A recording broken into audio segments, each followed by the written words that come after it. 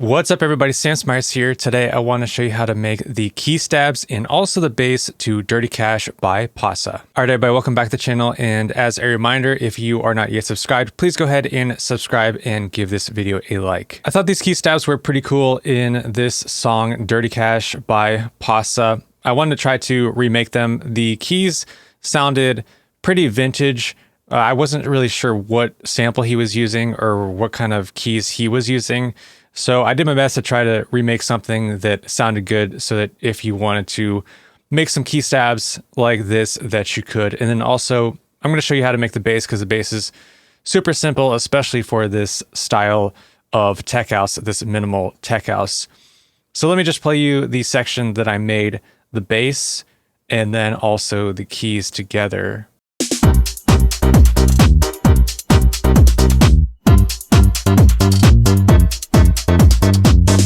Now in his version, the keys sound a bit more detuned, like almost the individual notes are detuned, and that's why I wasn't sure if it was some loop he found, or I don't know if he's playing like actual keys, but I tried to do my best. I'm also like not the greatest at figuring out the individual notes of keys. I think it'd be easier if I were an actual keyboard player.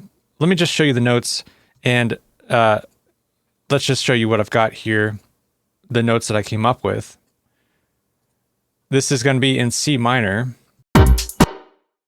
And let me play the keys.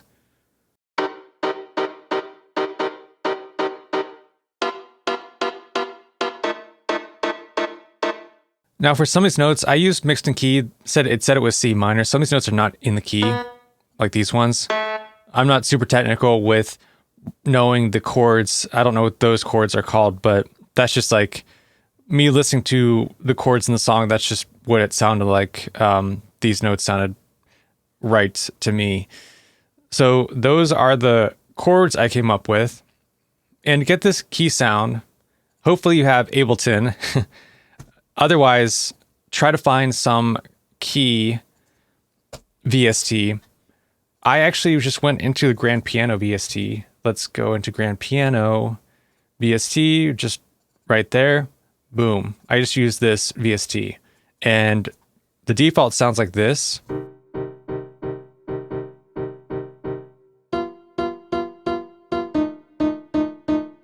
And let's loop that, and I think I just brightened it up.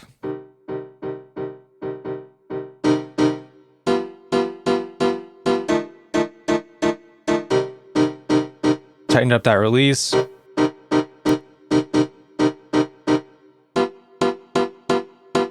You get some of that clicky sound by turning up that glue. So made those adjustments like that. So let's just see what I had on the original one. Turn the bright all the way up, the tone all the way up, the glue all the way up. This release down, and that soft and hard to 114. So let's just do that, 114 like that.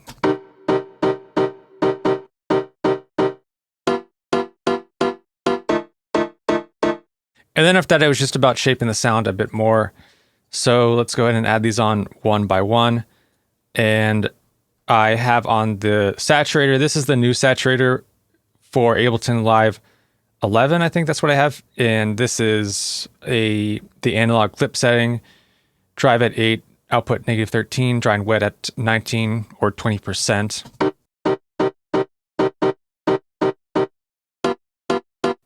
And I needed to sound more like that phone effect, like the telephone effect, as if you're hearing someone talk out of a telephone. And that means just like boosting up this mid-range, cutting out some of the top end and cutting out some of the low mids.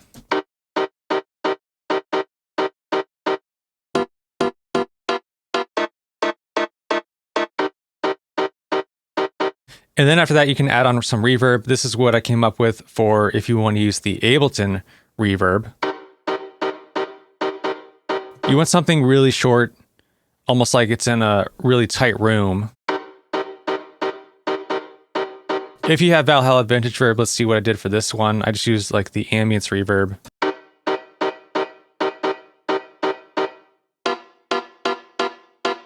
And I think I got this reverb to sound pretty close, just if you want to use this reverb, if you only have that. I always like to use the Valhalla. I tend to use that a lot, so let's just leave on this Valhalla. And that's really it for those keys. Then from there, like you can just play around with the chords to fit your song. You could also do something where, let's say you want to bounce one of these chords to audio. That's the bass. I actually bounced these keys to audio already. Let's see if I can find it. Okay, here we go.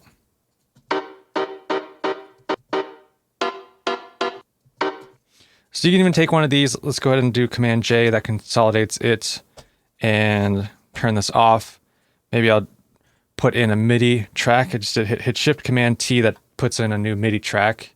And I will do sampler. Put on a sampler. Now I've got this, and I can put this into sampler now.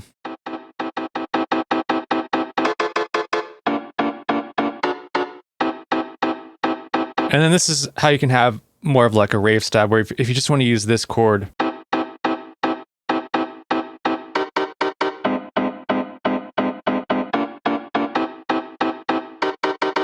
that's how like a lot of the rave sounds were made, if you like any of that 90s rave style. So that's how you create the original sample sound. And then if you do want to put it in the sampler, you can play around with it like that, and that gives you another cool way that you can use this stab instead of having to do it in the MIDI. I've created a audio effect rack or a instrument rack, and you just hit this little save button and it'll save it as a new instrument.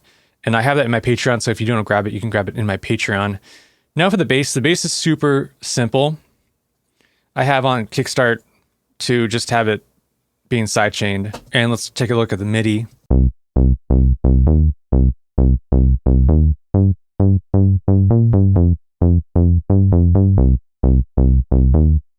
That's what I came up with for the bass, and I took the kickstart off.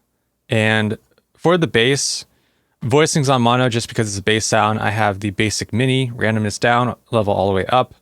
My envelope 2 is assigned to this filter. Cutoff is around 60 with the modulation at about 35. Got the resonance at 15. The drive is up a bit at 7. Here's my, let's see, we've got a bit of a curve there. Envelope 1, doesn't look like I changed too much on this envelope 1. Added a bit of release. And then I didn't even add on any effects. I have on an EQ, but I don't think maybe I took down 1 dB or something, but I'm not really EQing anything. So that's really it. If you want, I like to use, the basic mini gives it almost like a silkier bass sound than as opposed to using the saw wave.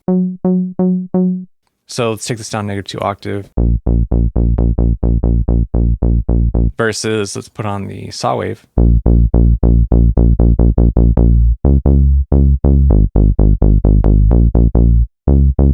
It's got a little bit more crunch to it. So like I felt like this was a bit more silkier. I don't know how to describe it. You could also just like in this saw wave bass sound is really popular in tech house. You could experiment with doing like a saw rounded.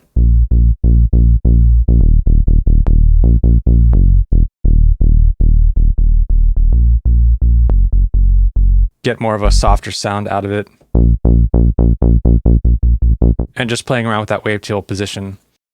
So let's put it back on the basic mini, and oop, that's not it. Basic mini, yeah.